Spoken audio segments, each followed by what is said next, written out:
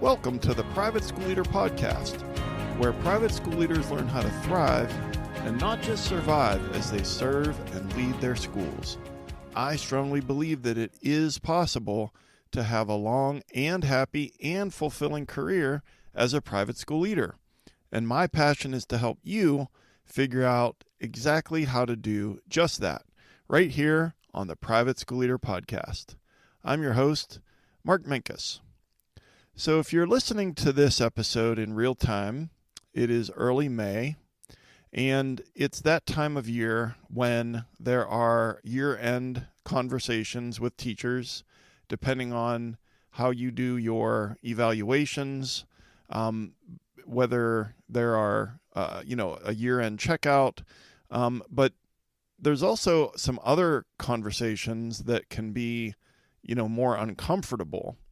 And they're conversations that really need to happen. And so it could be a conversation where you have to give some really honest feedback about their performance. And maybe during the year you've kind of been holding back on that honest feedback. And now you're kind of having that inner conversation with yourself. It's like, well, I should have let them know sooner. And, do I let them know now? Is it going to feel like a surprise? And so I know, I get it. I used to do that. Sometimes I still do that. And so it's a challenge. And some other difficult conversations at this time of year, late in the school year, about performance. It also could be about interactions with colleagues. Maybe you're just noticing that this person just really is not kind and they're impacting morale.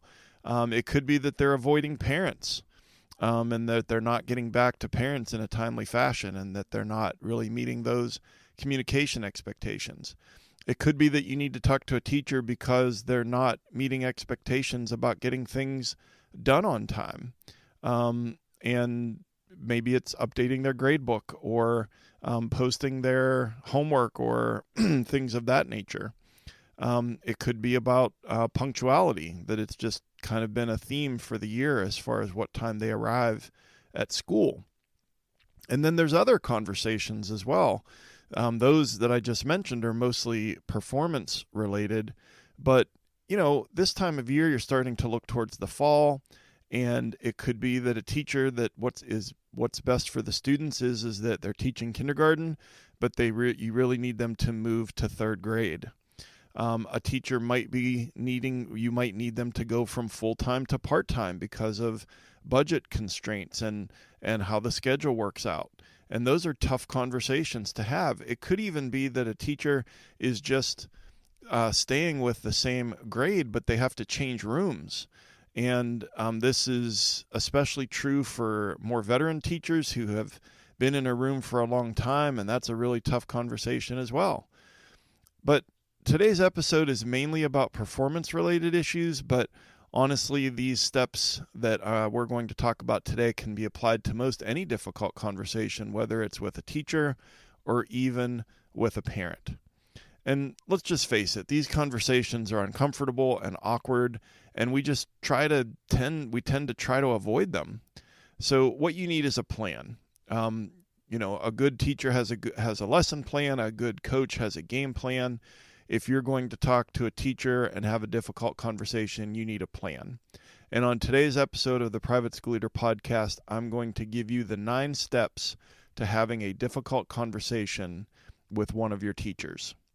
But before we jump into that, I want to let you know that I'm really excited about a brand new resource that I've created for you. It's completely free. It's my way of saying thank you for listening to the podcast. And it's a 9-page PDF that's called How to Use Verbal Judo to Have Better Conversations with the Parents at Your School.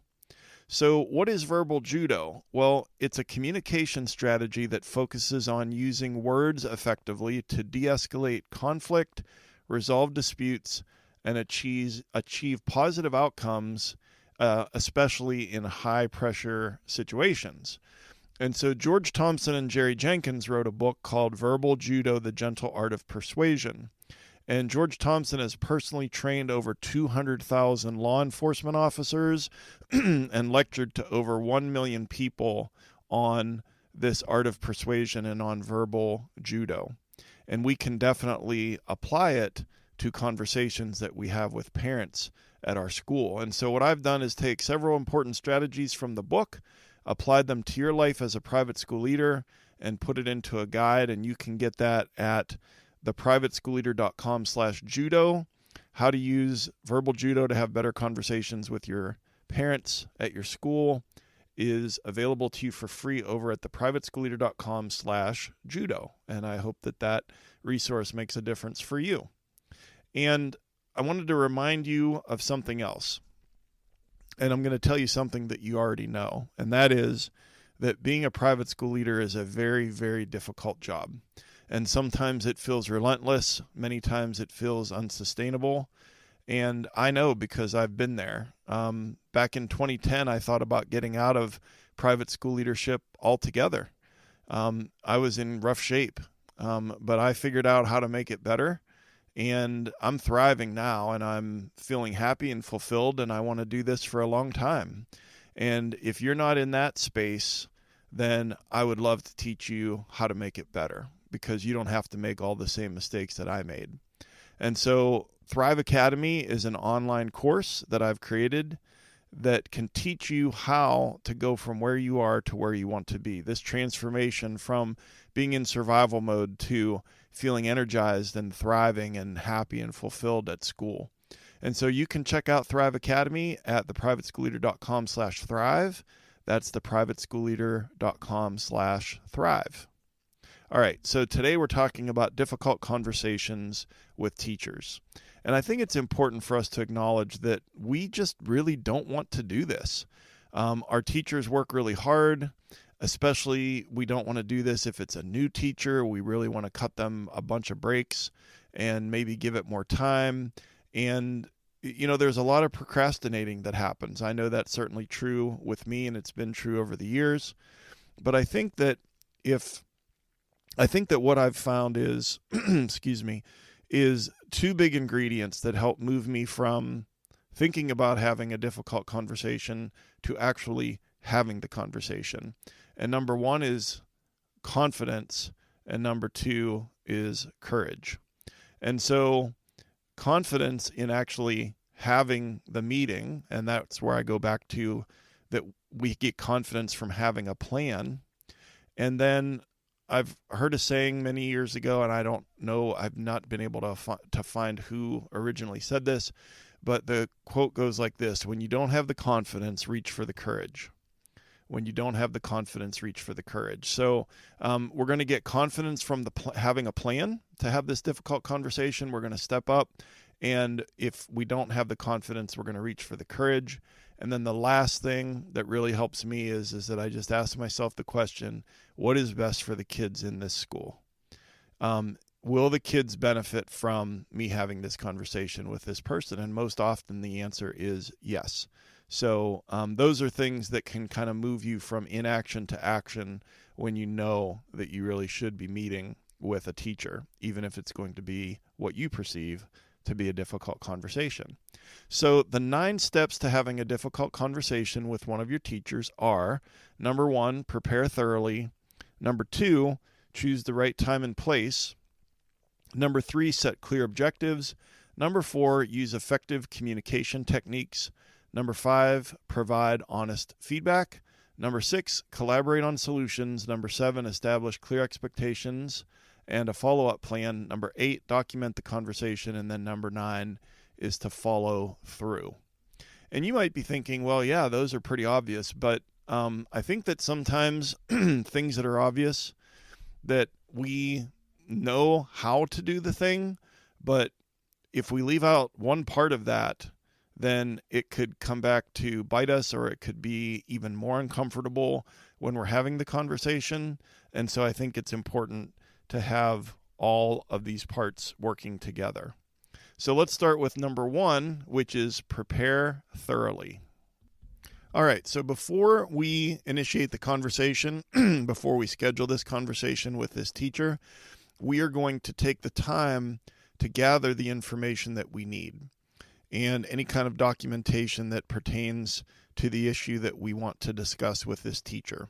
And so this could be, it could be things like your notes from your teacher evaluations, from your observations.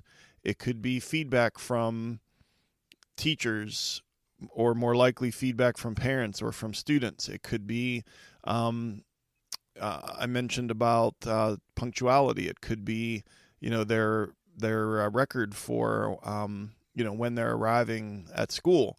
I mentioned that maybe it's about classroom management. And so, things that would document those issues, whether it's how many write-ups or things of that nature. I mentioned that it could be about when they are posting their grades, updating grades, or posting their homework, and, to have some evidence of that. So you're gathering the information, you're preparing thoroughly, and it's important for you to have a really clear understanding of the facts before the meeting, because that will actually help you approach the conversation with more confidence and with more credibility. And we want to have credibility in it because, let's face it, there's going to be times where there's going to be some pushback. And I think that we back off as private school leaders when we don't always have the things to back up what we're saying. And so I think that is why we need to prepare. And that's why we don't want to have knee-jerk reaction meetings. Something, we hear something and then immediately, you notice that the teacher has a prep on their schedule, and you walk into their classroom and sit down and you just have this meeting. Well, that's kind of haphazard if you want to really have it be effective and accomplish the goals that you're setting out to accomplish. So number one is prepare thoroughly. Number two is to choose the right time and place. And I think this one is really, really important because if we want to have an effective conversation, then we need to make sure that we're doing it at a time when we're reducing the likelihood of interruptions for you as the leader of the school or the leader of your division. And also that it's not something where the teacher is going to be super distracted. And so, for example, don't schedule this meeting that you think is going to take at least 30 minutes. I would not schedule that during the last 30 minutes of, let's say that this teacher teaches third period. Well, the last 30 minutes of second period is not a great time to meet, because if it runs over, the teacher continues to check the clock on the wall and is stressed about this class that's coming. And so the time, making sure that you have plenty of time to have this conversation is important, but also the place, because you want to ensure privacy and confidentiality. You want to create an emotionally safe environment that will allow honest conversation to take place. And again, sometimes a person, when they're hearing hard things, and usually when people hear things about their performance that's not, up to a standard, they're going to feel a certain way about that. Or, some of them might react and have an emotional reaction and get upset and cry. And others might have an emotional reaction and just get really, really defensive and get angry. And I'm not saying that is going to happen all the time, but it happens sometimes. And so I think that then we just need to think ahead about where and when. And so number two is that we're going to choose the right time and place for this conversation. Another thing that I think is important is when you're going to meet with that teacher, when are you going to let them know that you need to talk to them, and how much time elapses in between the request to meet and the actual meeting? Is it hours or is it days? And I think that, the stress level of the teacher has a lot to do with how many conversations you've been having over the course of the year and what kind of relationship and rapport you have with this person. But, just it is not a great idea to ask a teacher, hey, to talk to them on a Friday afternoon and say, hey, Tuesday morning, I really need to meet with you. That's going to cause a very distracted weekend for that teacher. So I think that from a humane standpoint, I think we want to have a brief amount of time as possible between the request to meet and the meeting. Okay, so then number 3 is to set clear objectives. And so I encourage you to have a meeting with yourself. And so let me explain what I mean by that. Setting clear objectives for this difficult conversation with this teacher, to have a meeting with yourself and to just think about, okay, well, what's my goal for the conversation? To visualize the end of the meeting. You're wrapping it up and that teacher is walking out of the office. Well, what has changed? And one of the 7 habits of highly effective people from Stephen Covey is to begin with the end in mind. What is the desired outcome that you want? Do you want them to have a better attitude when it comes to how they interact with their colleagues? Okay, well, that's a great place to start, but work backwards from that. How are you going to accomplish that? Is it through threats and coercion? Let's say you want them to improve their classroom management. Is it that you're just going to tell them, I want you to improve your classroom management, or is there going to be some support, maybe from a veteran teacher? Once you figure out what the goals are, then you can start working on the plan. And so just to really get clear on, I think sometimes we just think about having the meeting and I'm going to say some stuff, but it's like we're not really getting clear about what it is that we want to accomplish, and we think a little more about what we want to say. And I get that because it's stressful and you just kind of want to get it over with, but what's even more stressful is when you have the meeting and then the thing doesn't get better and you have to have another meeting. So whether it's providing constructive feedback or it's addressing some specific concerns or it's giving clarity on some expectations for improvement and a timeline, clarity is the desired outcome. And clarity should guide the discussion, and clarity will help keep it focused. So clear is kind. Brene Brown says that in more than one book, and I agree wholeheartedly. So we're going to set clear objectives. All right. We're talking about the 9 steps to have a difficult conversation with one of your teachers. Number 1 is to prepare thoroughly. Number 2, choose the right time and place. Number 3, set clear objectives. And number 4 is use effective communication techniques. So I think that this is the one of the 9 that we probably need to discuss the least, is because, of course, you're going to use active listening and you're going to demonstrate empathy and you're going to try to understand the teacher's perspective, and you're going to try and make it an emotionally safe space so that they can share their thoughts and feelings and maintain hopefully a respectful demeanor and not make it confrontational. And hopefully that with this effective communication that's taking place, that you can kind of check for understanding and they can check for understanding, and just make sure that you're actually on the same page and that you clarify any possible misunderstandings and assumptions and jumping to conclusions, or something that happens especially in stressful conversations. And so really the more that you can lean into using your effective communication techniques that you know how to use, they, in my opinion, are even more critical when it comes to this type of conversation. Okay, so then number 5 is to provide honest feedback. And I just think that as private school leaders, that sometimes this is hard for some of us. I will say that this is not a strength for me. I've gotten better at it over the years, but we see how hard they work, and we want to give them that 3rd and 4th chance. And then sometimes, if it's procrastination or avoidance or just a hope that it will get better, we don't always give that honest feedback. But really, if we know what they need to hear and we are in a position to help them, we're really hurting the teacher and hurting the kids by holding back the honest feedback. And so we're going to offer it in a constructive and solution-oriented manner. And so I want you to think about that.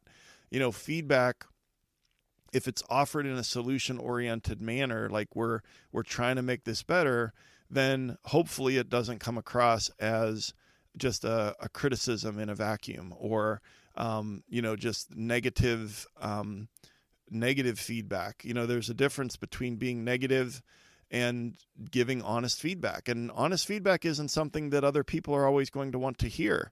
But here's the thing, you are not responsible for how they react. You are responsible as the leader of that school or leader of that division to make sure that the person that is a direct report gets honest feedback from you.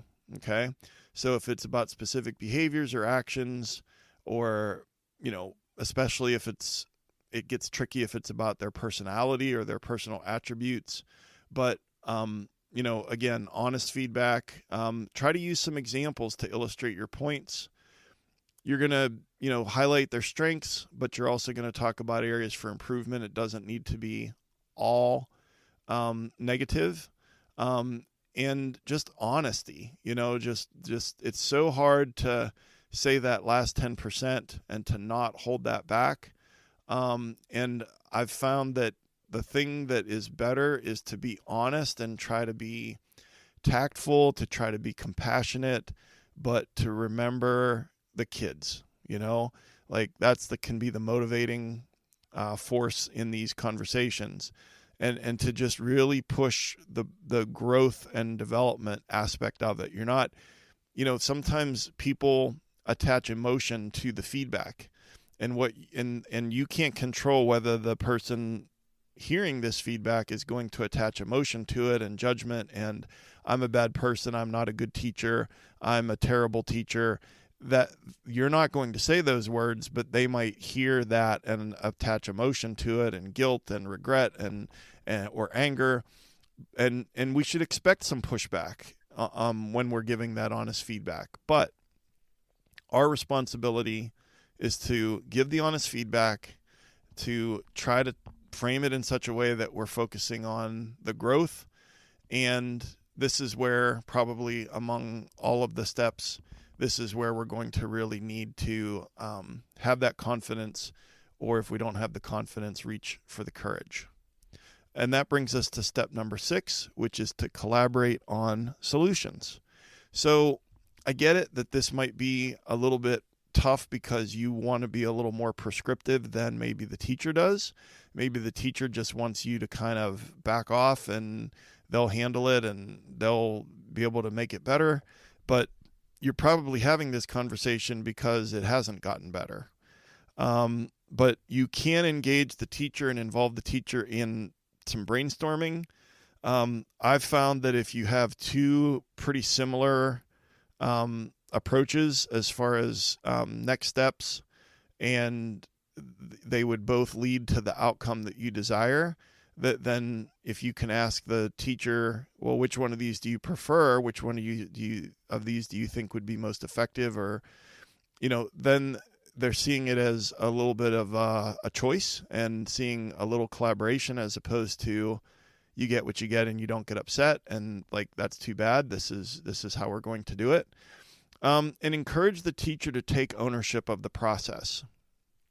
And so this is in their hands. This is their responsibility. And that's the thing that sometimes I need to remind myself of is that these are professionals.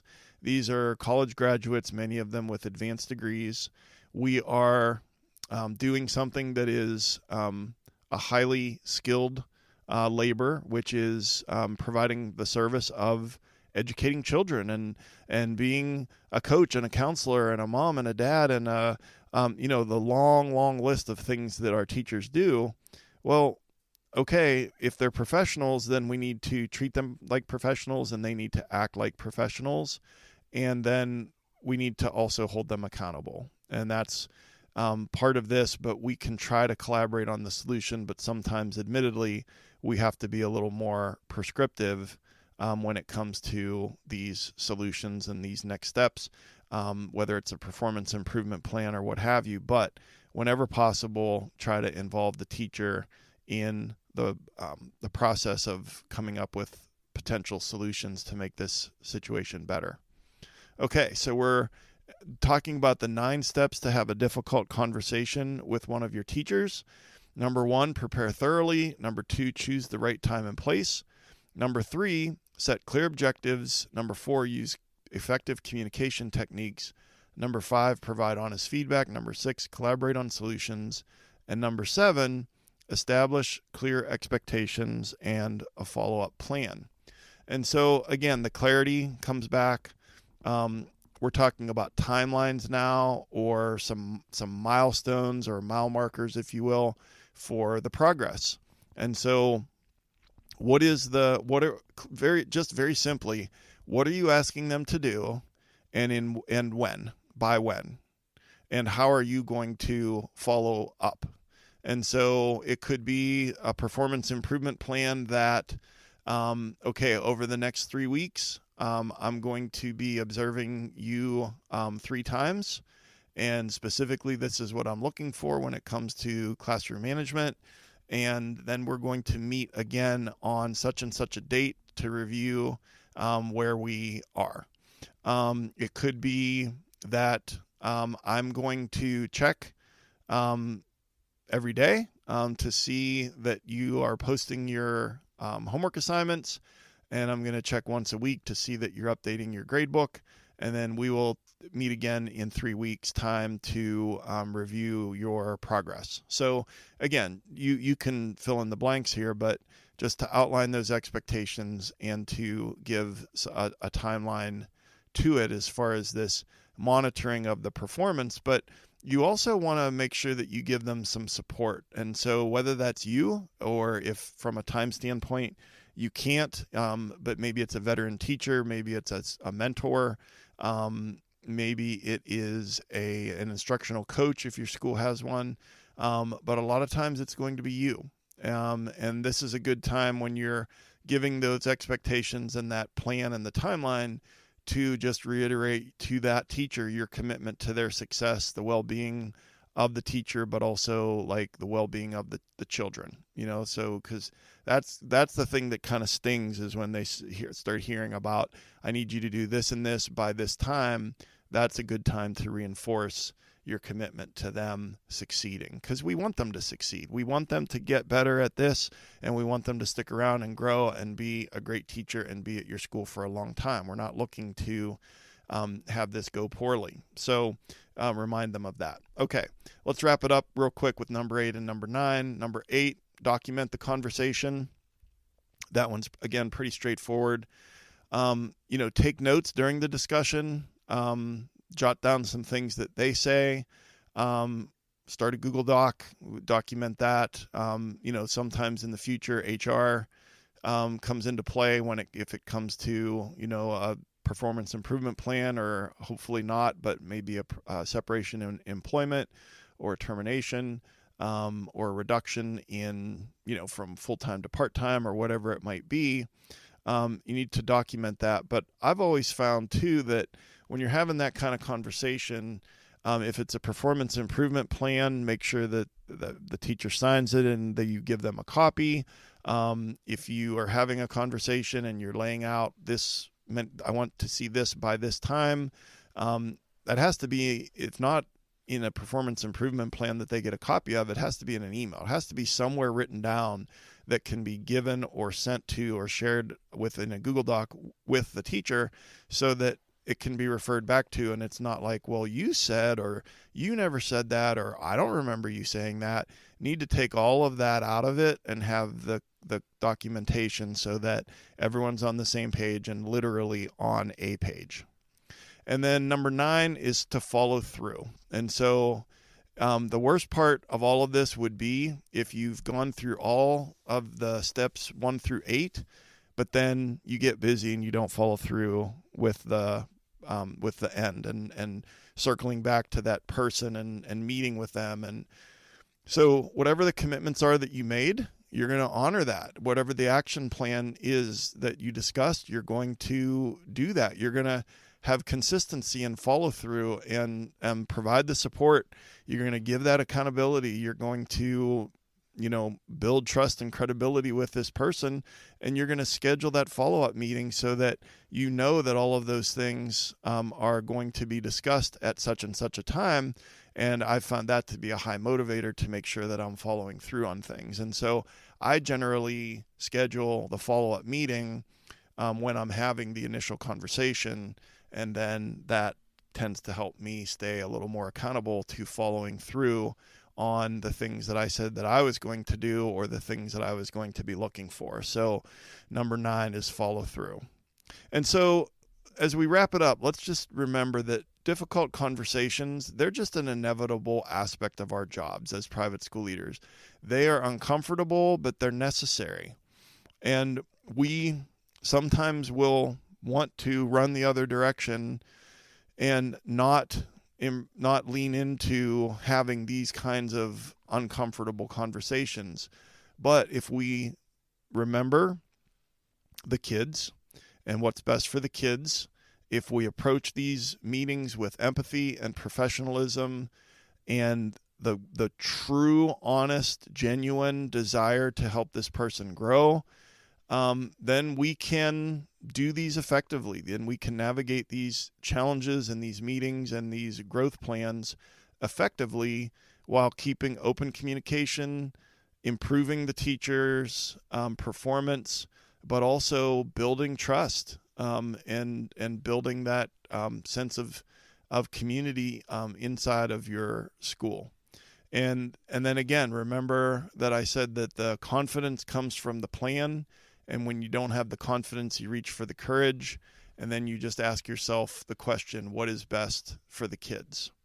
So the big takeaways from today's episode, the 9 steps to having a difficult conversation with one of your teachers. Number 1, prepare thoroughly. Make sure you've got all of the things that you need easily accessible and that you're fully informed ahead of time. Number 2, choose the right time and place. Don't, do something, choose a time that's right up against the teacher's, a time when a teacher needs to teach. And also you need privacy. Number 3, set clear objectives, have that meeting with yourself and kind of begin with the end in mind and then work backwards. Number 4, use effective communication techniques. Number 5, provide honest feedback. We owe that to our teachers, and we can't take responsibility for how they respond, but we do need to be responsible to give that feedback. Number 6, collaborate on solutions whenever possible. Number 7, establish clear expectations and a follow-up plan. Just make sure that you, are going to, what do you want and by when and how often? And then document that conversation, and then follow through and follow through by scheduling that meeting, and then fulfilling the things that you said that you were going to do as far as accountability and help and all of those things that you discussed in that meeting. And those are the 9 steps. And so I always like to end every episode with a call to action. And your call to action is to just engage in some honest reflection sometime in the next week and ask yourself, do I need to have a conversation with teacher blank? Okay. And then if the answer is yes, then use the plan. Go to the show notes at theprivateschoolleader.com/episode 81 and just use the plan. Okay, so to wrap it up, I just want to remind you once more about this brand new resource called How to Use Verbal Judo to Have Better Conversations with the Parents at Your School. And that's from the book Verbal Judo and the Art of Persuasion by Thompson and Jenkins. Taken the important strategies, applied them to what it's like to lead a private school, and hopefully it will be helpful as you interact with your parents. And so this is at theprivateschoolleader.com/judo. It's called How to Use Verbal Judo to Have Conversations with the Parents at Your School. And it's a 9-page PDF, free to you, just saying thank you for listening. And you can get that at theprivateschoolleader.com/judo. And then another quick reminder about Thrive Academy that can help take you from where you are to where you want to be. And, if you want to have a long and happy and fulfilling career as a private school leader, that's probably not going to happen unless you get really intentional about boundaries and time management and your relationships and your physical health and your mental health and the things that energize you and your leadership style, and all of that is packed into Thrive Academy. And so you can check that out over at theprivateschoolleader.com/thrive. So you can connect with me by email at mark.o.minkus@gmail.com. Make sure you subscribe to the podcast so that you don't miss an episode. And as I mentioned, the show notes for today's episode are at theprivateschoolleader.com/episode 81. And wherever you listen to this podcast, it would be a huge help if you could write a review and rate the podcast, because that helps push this content out as a suggested podcast to private school leaders all over the world. I'm on Instagram at the Private School Leader and on Twitter at the PS Leader. And I know I ask this every week, but I would just really, really appreciate it as the year winds down, that if you have not yet shared this podcast with a school leader in your life, to just share the link with another school leader. And then also, our schools need new leadership, and there are more openings than there are qualified leaders in North America for private schools. And so where are they going to come from? They're going to come from the aspiring leaders in our schools. And so you have a good eye for that. And if there's an aspiring leader at your school, share the link this podcast with that person. And I would really appreciate that. And hopefully it will help them out. And I've been your host, Mark Minkus. I just appreciate you and your hard work and your dedication and your love and support for the kids and the teachers at your school. Thank you so much for taking some of your time to join me here today. And I'll see you next time right here on the Private School Leader Podcast. And until then, always remember to serve first, lead second, and make a difference.